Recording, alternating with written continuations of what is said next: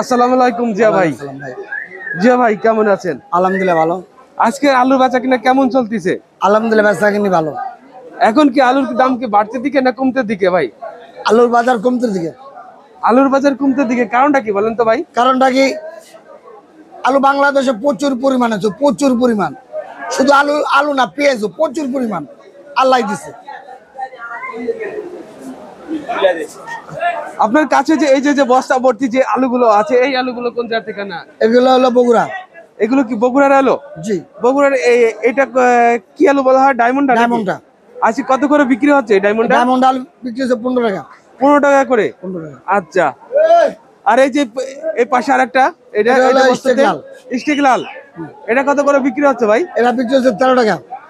13 টাকা? 13 টাকা। আচ্ছা। দাম আগের চেয়ে অনেক কমছে। সামনে কি আরো কমবে নাকি আলুর দাম? এর মধ্যে হয়তো কিছু কমলে কমতে পারে, কমার সম্ভাবনা নাই। এমনি তো কমে গেছে, এমনি তো কমে মনে করেন কৃষকের অবস্থা খারাপ।